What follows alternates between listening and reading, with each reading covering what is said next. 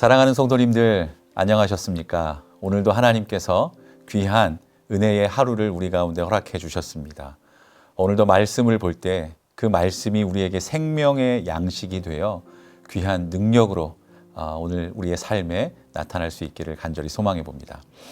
오늘은 시편 74편 말씀을 함께 나누겠는데요.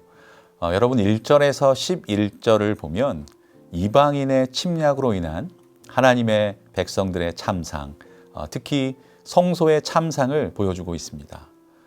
이것은 기원전 586년 바벨론에 의한 예루살렘 멸망 사건을 언급한 것입니다.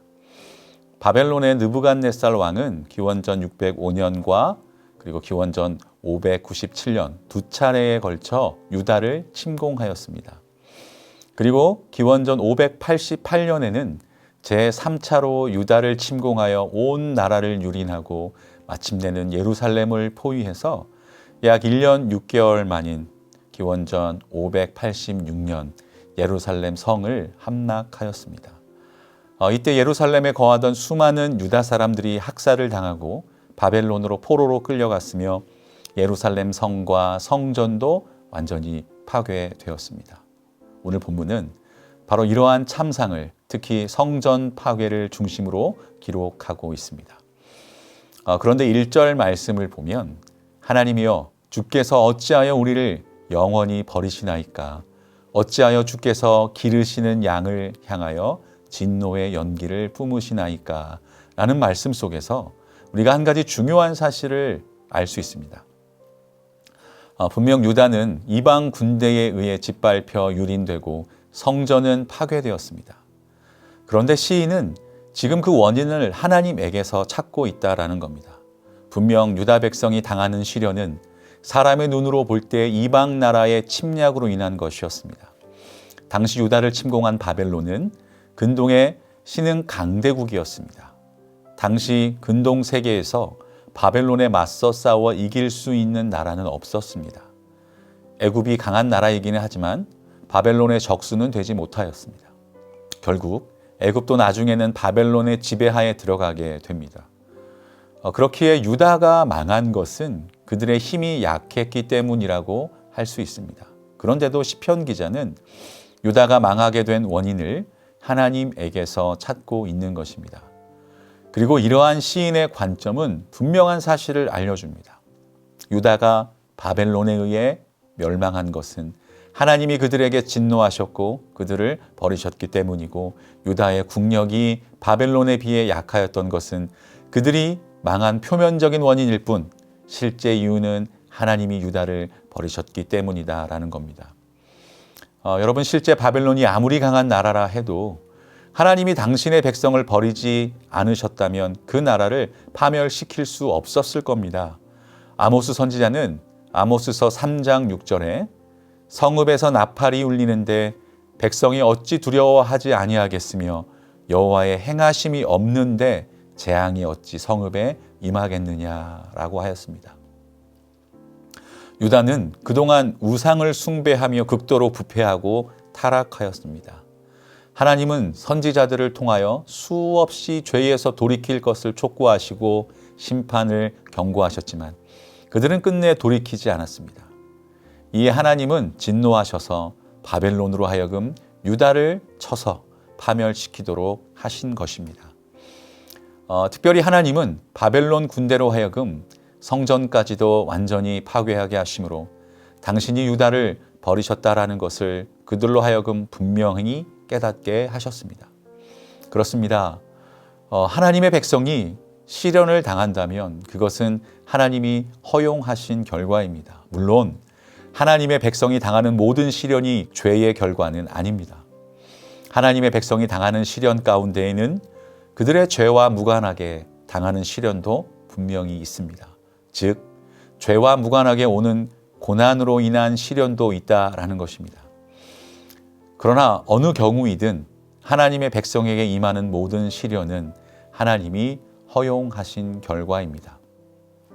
그리고 또 하나 1절 말씀 속에서 깨닫게 되는 것이 있습니다. 시편 기자는 우리를 주께서 기르시는 양이다라는 표현을 쓰면서 하나님과 우리의 관계가 목자와 양의 관계라는 것을 말씀해 준다는 겁니다.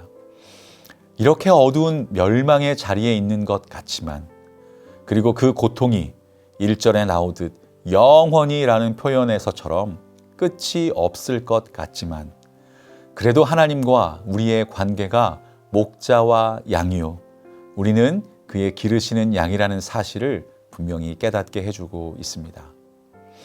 사랑하는 성도님들, 우리는 주께서 기르시는 양이라는 사실을 붙잡아야 합니다. 이것이 중요한 것입니다. 우리의 고난은 영원할 것만 같고, 우리의 고난은 우리를 삼킬 것만 같고, 우리의 고난은 언제까지나 우리를 괴롭힐 것만 같습니다. 영원히 지속될 것 같은 이 고통과 이 아픔을 나는 어찌할 수 없어요. 그런데 그때 우리는 이것을 깨닫고 붙잡아야 한다는 것입니다. 그것이 무엇입니까? 그렇지, 나는 주께서 기르시는 양이야 라는 것입니다. 사랑하는 성도님들, 이 진리를 붙잡는 저와 여러분들 되시기를 주님의 이름으로 축복합니다. 이것이 우리의 소망이 되는 줄 믿습니다. 그리고 이제 우리를 기르시는 양이라고 하신 목자이신 하나님께서 진노의 연기를 바라시는 이유를 우리는 또한 잘 알아야 할 것입니다. 1절 말씀에 어찌하여 라는 단어가 2번이나 반복되어 사용되어지면서 왜 주께서 기르시는 양에게 진노하시는가에 대해 우리로 생각하게 하십니다. 자, 우리가 사랑하는 자녀들을 대할 때 한번 여러분 생각해 보십시오. 우리가 기르는 자녀가 잘못될 길을 가거나 위험한 길을 가려 할 때 여러 번 바른 길, 더 나은 길로 인도하려고 합니다. 그런데도 말을 듣지 않고 자기 마음대로만 하려는 자녀가 있다면 그 앞에 아무렇지도 않게 괜찮다고만 할 부모가 있을까요? 당연히 화를 내서라도, 매를 들어서라도 바른 길로, 생명의 길로 인도하고자 할 것입니다. 오늘 이 1절 말씀 속에서 드러난 징계와 고난, 하나님의 진노, 그리고 기르시는 양이라는 표현 속에는 이러한 하나님의 뜻이 담겨져 있습니다. 하나님이 화가 나셨다라고 하는 것은 누가 봐도 부정적인 표현으로 보입니다. 그런데 하나님과 우리와의 관계를 뭐라고 말하고 있습니까? 버린 양이 아닙니다. 죽을 양이 아닙니다. 여전히 주께서 기르시는 양이라고 말씀하고 있습니다. 그리고 자기가 기르는 양한테 화를 낸다. 여러분, 그게 무슨 의미일까요? 미워서 이제 망하게 하려고, 이제 놓아버리려고, 이제 버리려고 화를 내는 것일까요? 그렇지 않습니다. 그것은 양을 사랑한다라는 것입니다. 양을 구하고 싶은 것입니다. 진노라는 단어가 쓰였지만 우리는 사랑이라고 그 단어를 읽을 수가 있다라는 겁니다. 신명기 8장 5절 말씀입니다. 너는 사람이 그 아들을 징계함 같이 내 하나님 여호와께서 너를 징계하시는 줄을 마음에 생각하고 라고 하셨습니다. 이 하나님의 마음을 기억하는 저와 여러분 되시기를 축복합니다. 그런데 그 마음만 알고 넘어가지 말아야 합니다. 신명기 8장 6절을 봐도 우리가 알 수 있는데 6절에 이렇게 기록되어 있죠. 내 하나님 여호와의 명령을 지켜 그의 길을 따라가며 그를 경외할지니라 라고요. 그 하나님의 마음을 알았다면 이제 우리의 잘못된 길들을 돌이켜 선한 목자 되시는 하나님이 이끄시는 그 길을 걸어가는 그분의 양이 되어야 할 것을 가르쳐 주십니다. 때로 우리의 삶에 다가오는 영원할 것 같은 고난 앞에 하나님께서 원치 않는 잘못된 길을 가다가 그 길이 아니라는 하나님의 진노 앞에 서게 되었을 때 우리는 잊지 말아야 합니다. 우리는 그분의 기르시는 양인 것을, 그리고 그분이 우리의 선한 목자인 것을 붙잡아야 합니다. 그리고 진노 속에 담긴 사랑을 믿고 바라보며 선한 목자가 인도하는 길을 따라가는 복된 그의 기르시는 양들이 되시기를 주님의 이름으로 축원합니다. 기도하겠습니다. 선한 목자 되신 하나님 아버지, 우리를 주께서 기르시는 양이라 하시고 하나님의 자녀라 하시며 영원할 것만 같고 빠져나올 수 없을 것만 같은 고난의 자리에서 소망을 갖게 하심에 감사드립니다. 때론 잘못된 길을 가는 우리에게 사랑의 진노를 통해 바른 길, 생명의 길을 인도하시는 아버지 하나님, 그 하나님의 사랑을 믿으며 이끄시는 대로 순종하며 따라가는 우리의 삶이 되게 하여 주시옵소서.